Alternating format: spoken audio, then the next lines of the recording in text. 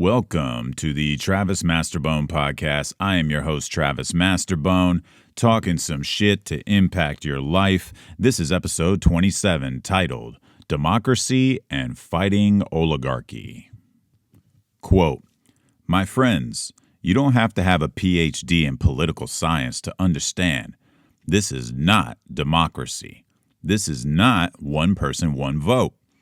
This is not all of us coming together to decide our future. This is oligarchy." End quote, Bernie Sanders. I am doing this episode because Bernie Sanders and the infamous AOC are touring the country right now on their Fight Oligarchy tour across the nation. And I listened to some rally speeches from both of them, so you don't have to. And I had some thoughts and questions, and I've been listening to Bernie Sanders play this tune and push this envelope of oligarchy for a long time. And I had to dig deep into some civics, high school civics 101, to kind of figure out exactly what in the world he is talking about. What is AOC talking about at these rallies? And what is an oligarchy? What is a democracy? Where does it originate from in regards to definitions? And then what's going on with other countries? How are other countries governing their country, and who is ruling? How are they ruling? And I just had a lot of questions because according to Bernie Sanders, and I found this opening quote because I just jumped off of the Douglas Murray credentialism episode. It seems blatantly obvious, according to Mr. Sanders, that I do not need to have a PhD in political science. I do not need to be an expert to identify that right now, with the Trump administration and our current state of the United States of America, that we are not a democracy. I just want to make this episode to clear things up. Let's go through the definitions of oligarchy and where they think our country is or heading in a negative way right now through the lens of Bernie Sanders and AOC on this Fighting Oligarchy tour. But then let's get into actual definitions and let's see if we can put together a more realistic approach and classification of where we are right now in the country and maybe where we have been and where other countries are as well. I'll give historical and current examples, and then I will really wrap it up with my overall take and opinion about what this entire tour is about and where I think we are currently in the United States in regards to governance and rule, even under this administration. So hang tight, grab your pillows if you need to. This might be a snoozer, I don't know. But let's just start with the basics. If you don't know who Bernie Sanders and AOC is, get out from under that rock. But quickly, Bernie Sanders, he was a presidential candidate running for the Democrat Party in 2016 and 2020. He is an independent, but is caucuses with the Democrats as a senator from Vermont since 2008. Alexandria Ocasio-Cortez, a.k.a. AOC, a.k.a. the bartender. She is also a Democrat, U.S. Congresswoman representing New York's 14th Congressional District and affiliated with the Democratic Socialists of America.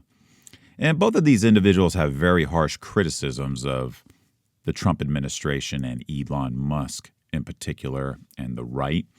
Very anti-capitalist views. And they are always out there pandering, pushing, promoting, claiming they are for the quote-unquote oppressed. They are for the people. In a more technical sense, from Bernie Sanders' perspective, he is for the proletariat and against the bourgeois. But these are very socialist, Marxist, communist ideology holders here. And the whole point of this tour and their philosophies is to always promote that fancy pants word, democracy. What is democracy? We'll get into that. And then now fighting oligarchy. Is that the counter? Is that the seesaw? Less democracy, more oligarchy? What is this? I happened to stumble upon my old episode from the Unveiled Patriot, episode 8, Noam Chomsky and Patriotism, and a few others as well, where I discussed this left versus right spectrum, government control versus no government, authoritarian full government control, anarchy full full chaos and no control. I want to still pinpoint and refer to that spectrum throughout this podcast. How if we dial it more to the left, there's less control. How we dial it all the way to the right, you see dictatorships. And where do we fit in the United States right now? And it's all about perspective. And I think also it's about how these candidates in their fighting oligarchy tour is really trying to promote and build some momentum for the midterms and the next presidential candidate. So we will get into all of that. In a nutshell, AOC and Bernie Sanders, as I stated, they're characterizing this current administration and the state of America, obviously, as an oligarchy, which in their words is a small, wealthy elite disproportionately wielding power over our political and economic institutions in our country. Trump, Elon, and the Department of Government Efficiency and this whole El Salvador debacle with the Alien Act and the recent ruling by the Supreme Court. That's a whole nother topic. But I think one of the key points of hitting home is that they both are specifically aiming at the fact that they are doing this in their own interests at the expense of the masses. They are not for the people, and AOC and Bernie Sanders are for the people. So keep that in mind with oligarchy. And then Bernie Sanders is always not only pointing to the Trump administration and Elon Musk, but just billionaires in general. He's very anti-billionaire, though he is a millionaire. And he's very against donors and lobbyists, even though he has accepted donations as well. He's claiming this is an oligarchy now, even though a lot of Democrats prior to him also had donations and got rich while in office. I'm wondering which is worse and where we're at. But his main qualm is income inequality. And again, if you listen to my earlier episodes in The Unveiled Patriot, I am a big promoter and believer in the Milton Friedman route, famous economist, in not believing in outcome of inequality. They want the outcomes to be equal, level the playing field, no disparities whatsoever. But in a free market, you are going to have forms of income equality. You are going to have forms of wealth inequality. Disparities in these two categories have and always will in a free society.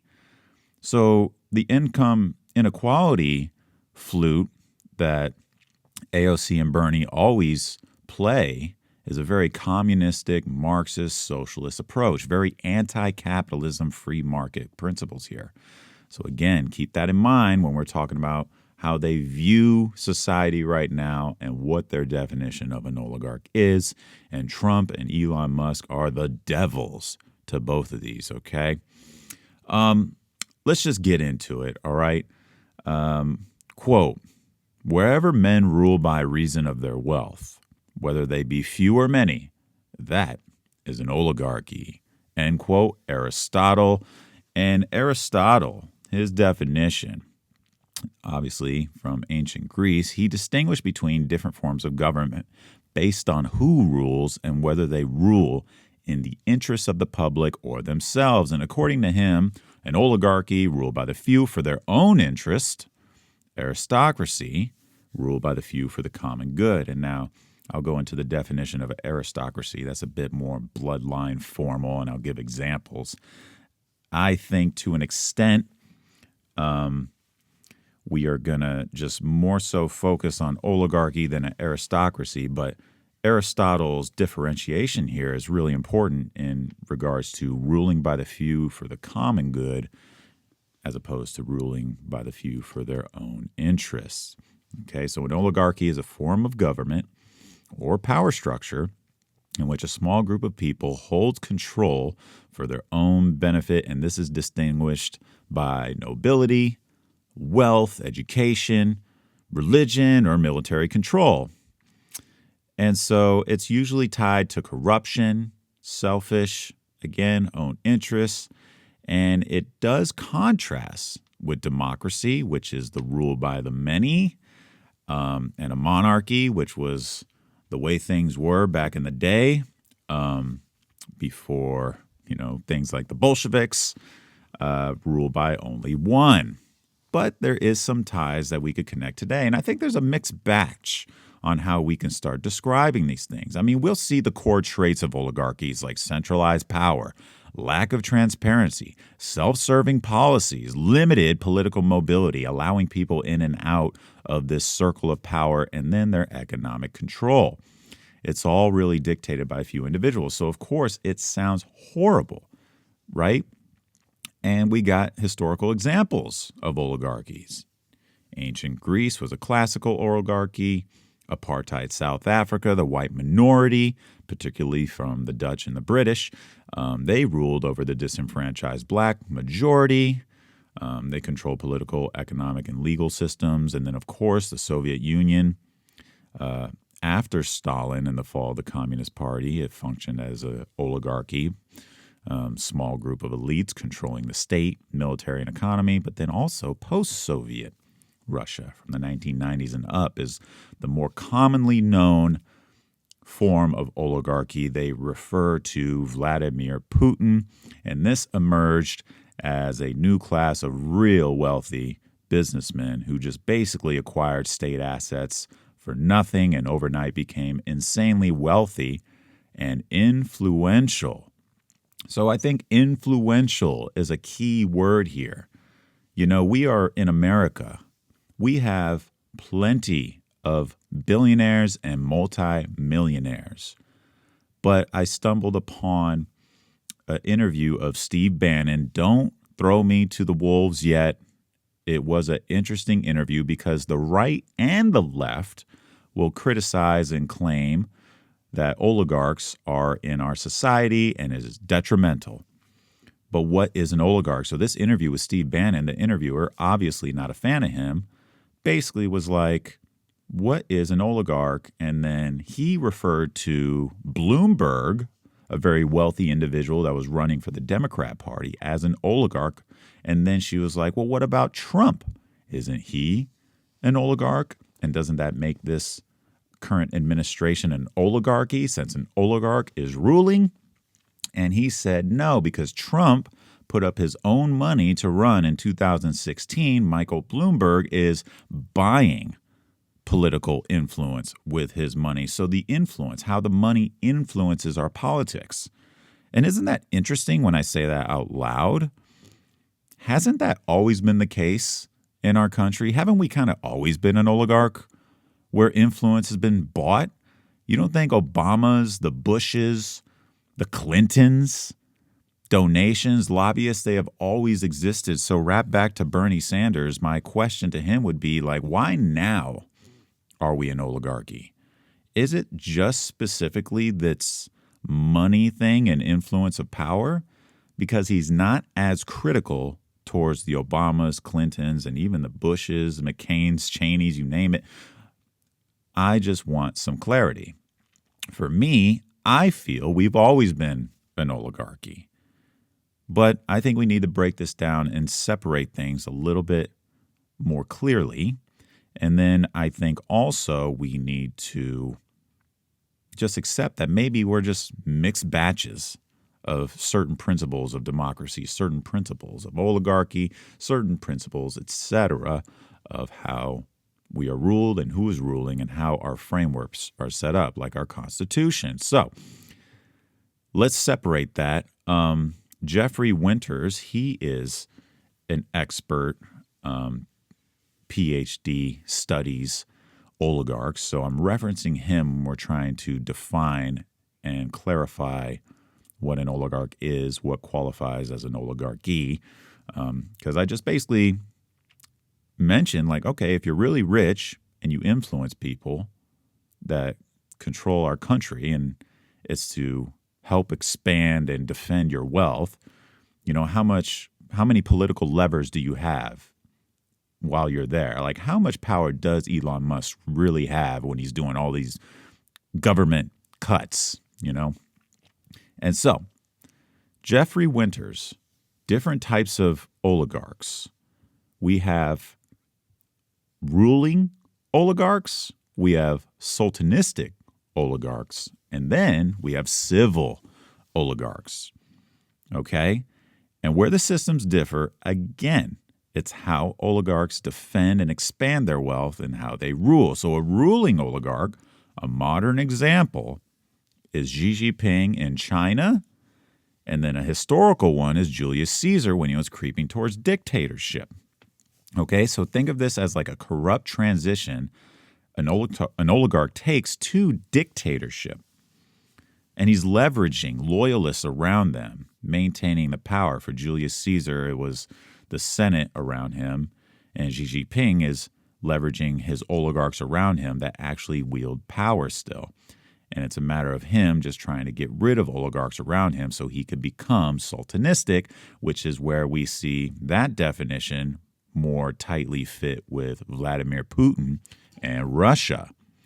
And so, sultanistic oligarchs, Vladimir Putin, the danger from that one is they earn their wealth through corruption.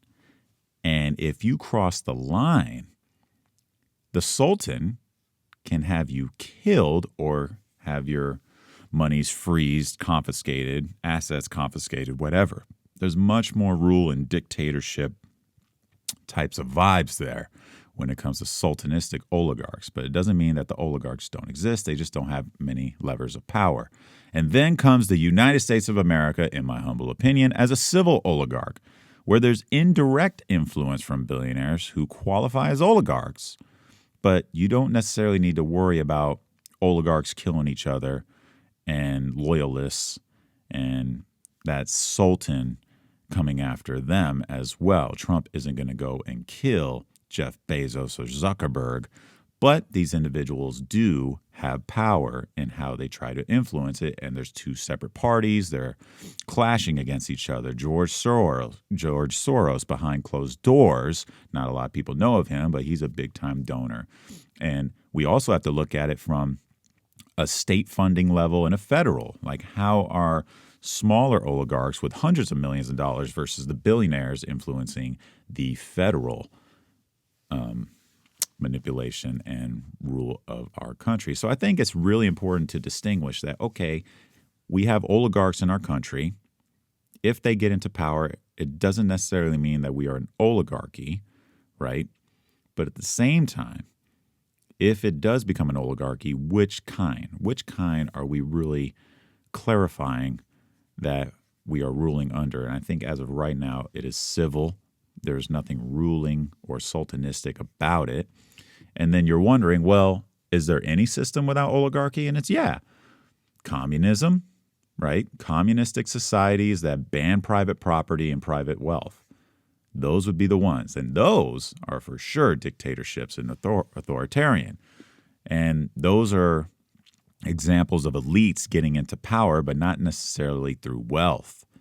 Okay, and so when I say there's more of a elitist type of power and control, I would point to the Clintons, the Obamas, where they got into office, leveraged oligarchs, donors, lobbyists, and then while in power, got richer. And this is where I have to call Bernie Sanders out. It's like, you've always accepted donations and lobbyists. And look how much he's worth, a few $1 million. Look how much he's raised, $247 million from presidential campaigns and senator runs. AOC claims she's fully grassroots, but we'll see how that goes. This was not the point from the founding fathers' perspectives for you to run for office and get rich and wealthy as they are now. Go just do your research. This is Republican and Democrat. How do they get so damn wealthy while in office? I am a firm believer from my own values that if you do make a lot of money, you should be very minimal on the payroll, but still, AOC is making $174,000 per month or per year annually, and they want more. This is a very elitist type of approach, and I'm just not really for it on that. So I'm okay with settling with us being a civil oligarchy, okay? And again, what is attached with the civil oligarchy? Are they for, again, referring to aristocracy and oligarchy from Aristotle's perspective, for the common good or just for themselves? Okay, so an aristocracy is a form of government which power is held by a privileged class, and this is usually handed down generationally, right? Heredity, nobility, bloodlines, right? And the power and control there is very feudalistic. And so these historical examples, ancient Athens, ancient Rome, medieval Europe, and the United Kingdom, pre-modern, but also some traits today. There are some formal aristocracies. The countries kind of retain that nobility of titles, like in the UK, right? And so I would say, all right, they have some aristocracy into them, but then, is there some oligarchy? Is there some indirect influence? Is there some direct influence and more ruling? I'm not entirely sure. I've never been there. But for the most part, we can tell that there's a mixed batch because they do fight and throw that word around again, democracy. And I'm wondering why the word meritocracy doesn't get more play. I think ideally, based off merit, a system or philosophy where power, success, leadership are awarded based on, your talent, your skills, your intelligence and achievements rather than just solely wealth. Okay, so I believe we're still in a system where it's not, okay, Trump is wealthy, but it doesn't necessarily mean that alone got him into office. I thought we had free and fair elections here, so based off merit.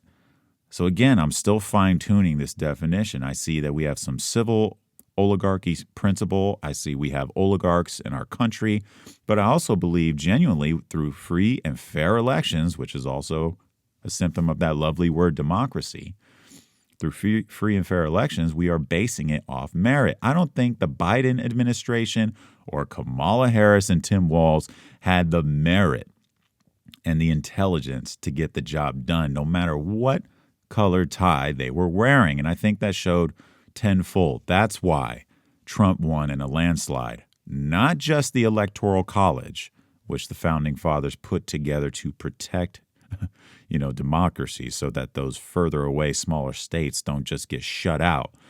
But I move forward. But also he won the popular vote, which I thought AOC and Bernie Sanders were trying to push and promote and say that we weren't here for, that right now the Trump administration was not exhibiting, that they are not for the people, that the majority did not just vote for him. That is ridiculous. These tours, AOC and Bernie Sanders need to trim it up. They are speaking to now the minority. There's a good few million gap between who people voted for here this time around, historical. And with Trump being such a wild card and such an oligarch, I just wonder if this is just more political stunts and them trying to conjure up some type of momentum to get back into the race and maybe try to reframe how the Democrats are going to approach this. Because right now they are losing, and they are losing huge and big. So meritocracy, I think that is something we are really striving for, earn power, and we are a civil oligarchy. And I don't believe it is just solely like the aristocracy definition through Aristotle. I do believe it is for the common good. Right now, Trump and the administration and Elon Musk, people are saying that, we didn't vote for Elon Musk. Well, I would argue that we did. Just go listen to some rallies. I mean, people were well aware that once he got elected, Elon Musk was going to create something or do something and get involved in cutting government spending. We were aware that Trump was going to start pushing tariffs. We were aware that he was going to start deporting illegal immigrants and closing the border. So he's actually doing what the majority voted for.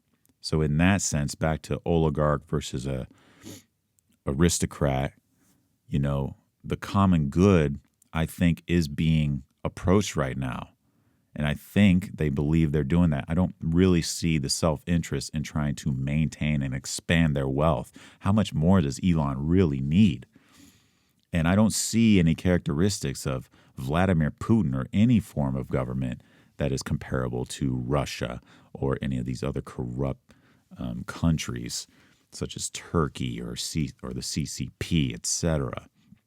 It is just very disingenuous to just absolutely shit on us as a democracy. And again, democracy, majority rule. I thought that's what we were doing here. Apparently not, according to Bernie Sanders and AOC.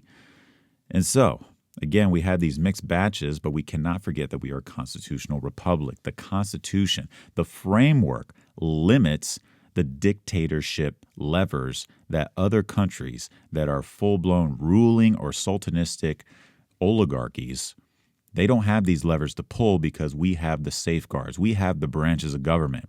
And if we see someone blatantly, not for the common good, stepping outside of those lines and really creating a fascist dictatorship, we get to see it in full display, and we have our ways of deferring that and completely getting him out of there. But I'm telling you right now, I think it's all perspective. I think the majority of people do not see that we are in a fascist state. We do not see that we are in an authoritarian dictatorship.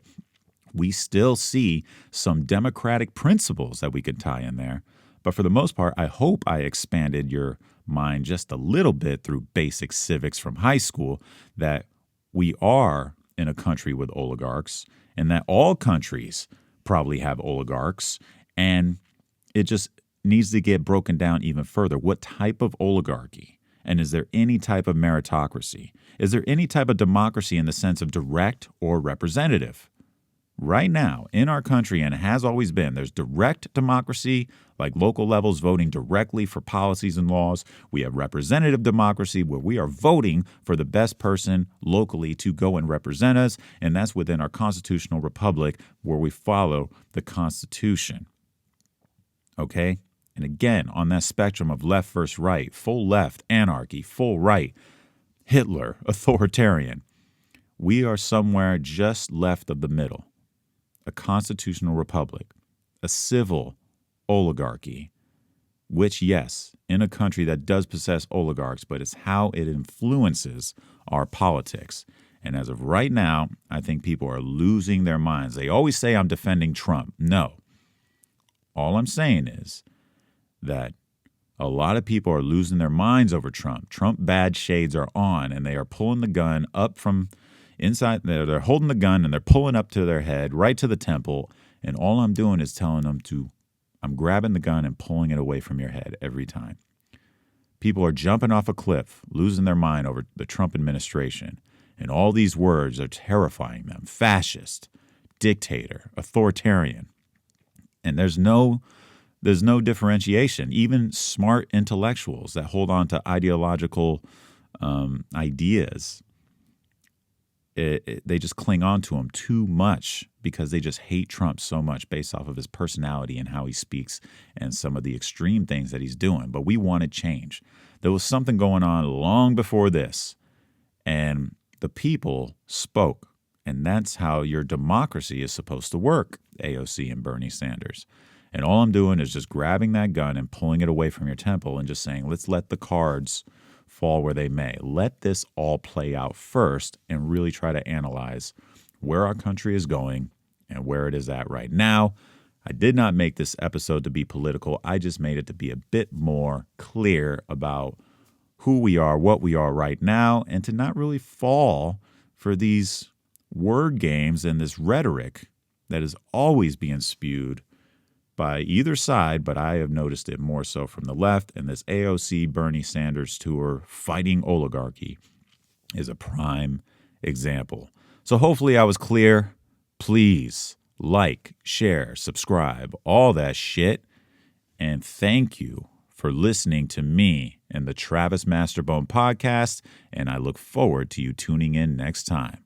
Farewell.